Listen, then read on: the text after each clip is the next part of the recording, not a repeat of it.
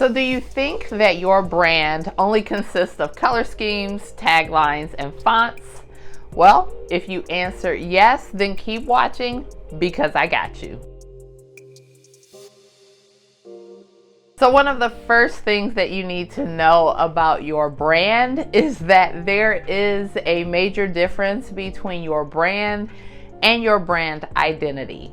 And so when you look at your brand and your brand identity, you need to understand how both of them operate so you can understand how they fit into your social work, digital online business, or any business you start for that matter, because this translates to any business you're starting, whether you're a social worker or not. But since most of you watching this video are social workers, we are going to talk about how your brand and your brand identity fit into your social work business, because like I said, there's a major difference between the two. And what I see a lot of is people building a brand without realizing they're building a brand. And what they're doing is they think their brand only consists of their brand identity, right? And so let's dig into the differences between these two things.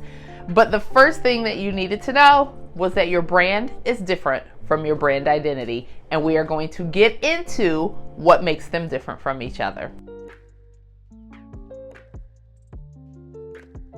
So let's talk about how you can determine what your brand is, how you can distinguish your brand, and how you can build your brand, because your brand speaks to who you are as a business owner. And so there's a couple of things that can help you determine what your brand is, right? And remember, your brand is different than your brand identity. And so one of the major things that helps you determine your brand is your story or your journey.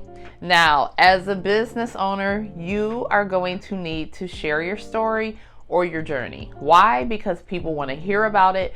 They want to see how relatable you are, and it can help them understand how you can help them solve a problem, relieve a pain, or fulfill a desire, because either you've done it for other people or you've done it for yourself, right? And so your story doesn't always have to consist of how you've done something for yourself. Your story can also consist of how you've helped other people achieve the goal that you're going to help your customer or client achieve, right? So with this story, you are just simply talking about your journey. Now, this might unfold in several stories, right? So if you've watched my channel, you know that at one time I was homeless, sleeping in my car, right? And then back in, I think 2021, I broke 6 figures, right? And so that's a story that I share with a lot of people, because people want to know, well, why did you become a social worker?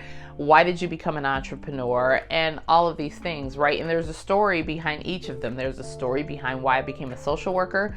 There's a story on why I became an entrepreneur. And then there's my whole life story that led to many of these things, right? Like being homeless and sleeping in my car in Charlotte, North Carolina. But this is going to definitely be something that you have to hone your storytelling skills, and you have to be vulnerable to share your story, right? Stories are important. Stories help connect people to each other. They help give your brand meaning, right?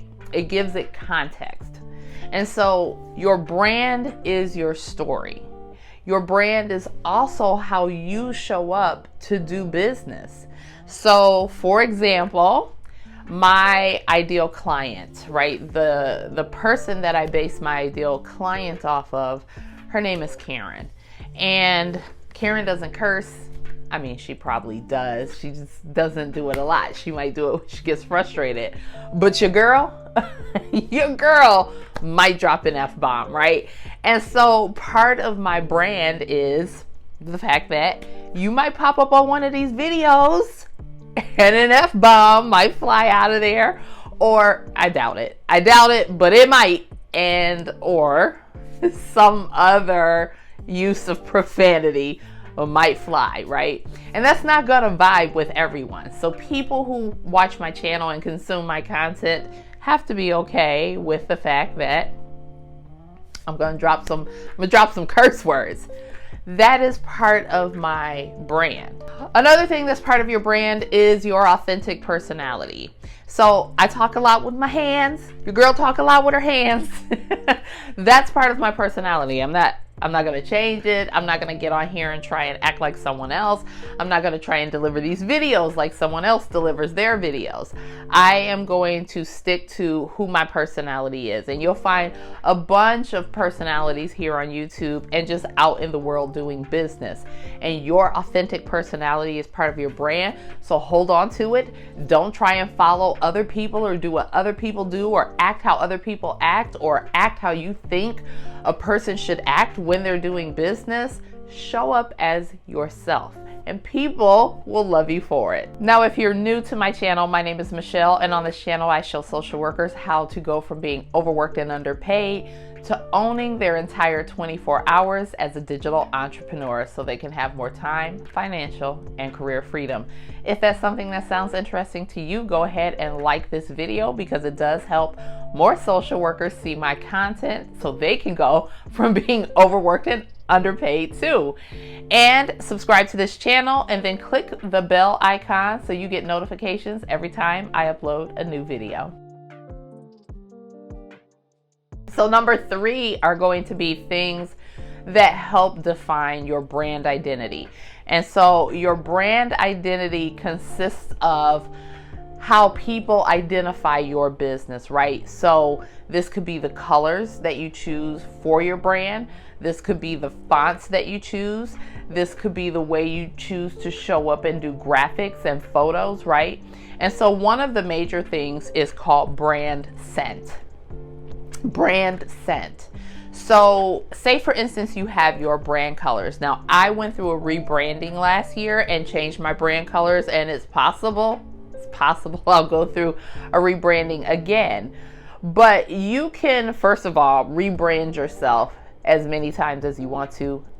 You know, when you get started in business, you may not have your brand or your brand identity figured out. And the thing is, I don't want you to wait until you have your brand and your brand identity figured out. I want you to get started. You can figure this out along the way, but this will help you get an idea of how to develop your brand and your brand identity, right?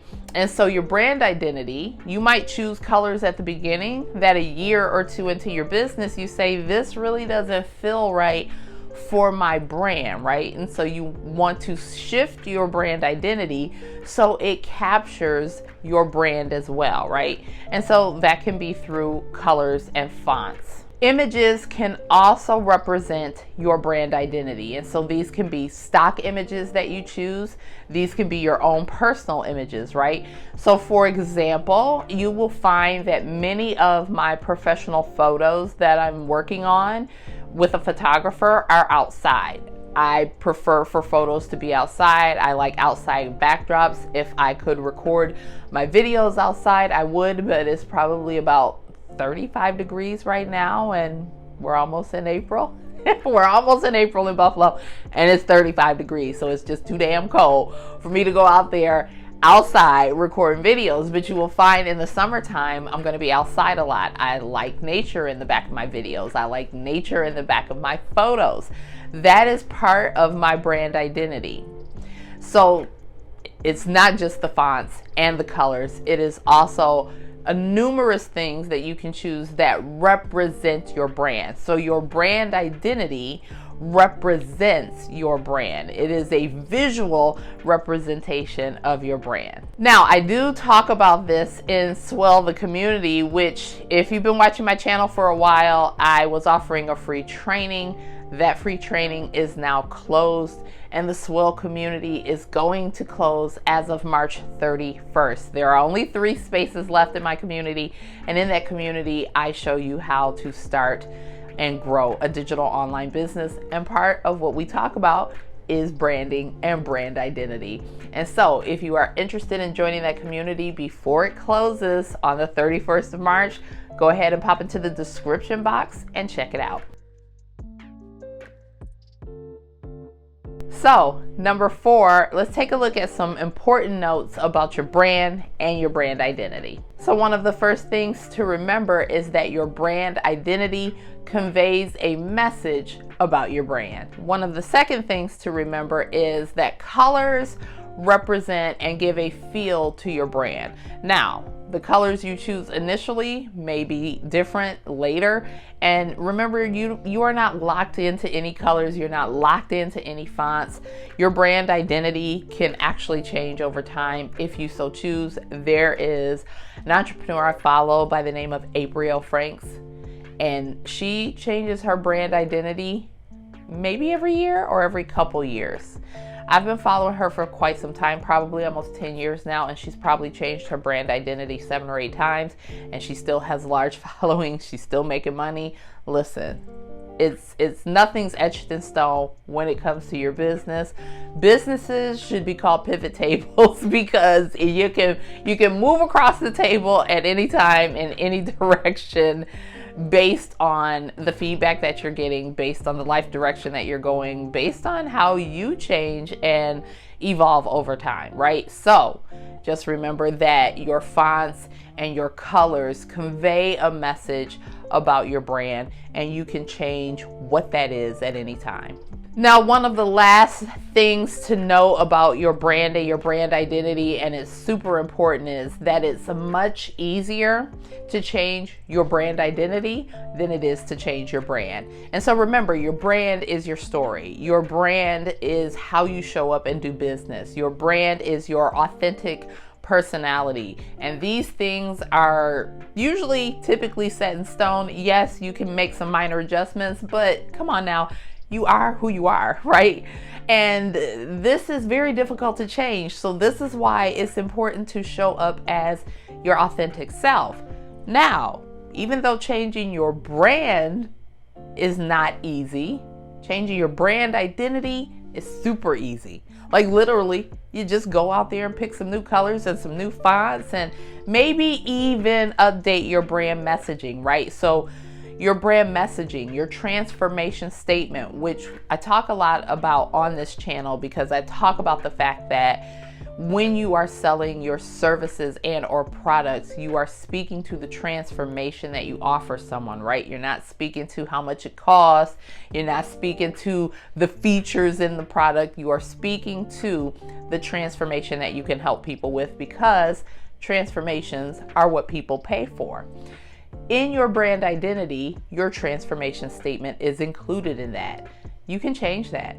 If your business shifts, you can change your brand identity. What you cannot change, or what you can make minimal changes to typically, is your brand, because you are who you are. So these are some important things to know about your brand versus your brand identity. So to also help you out with this, I've given you a book recommendation in the description box below. One of the books that I read that helped me with my brand, not just my brand identity, but my actual brand, was called Brand Story by Donald Miller. It's an excellent, excellent book that will walk you through how to develop your brand, not your brand identity, but your brand, through your story. And so now that you know a little bit more about the difference between your brand and your brand identity, what do you think your brand story is? Jump into the comments and let me know, and grab that book so you can familiarize yourself with how to develop and really enhance your own brand story. And that's all I have for you in today's video. If you want to know more about starting a digital online business, go ahead and check out this playlist. And until next time, this is your girl Michelle saying, stop waiting. The time is now. Start your digital online business. Bye for now.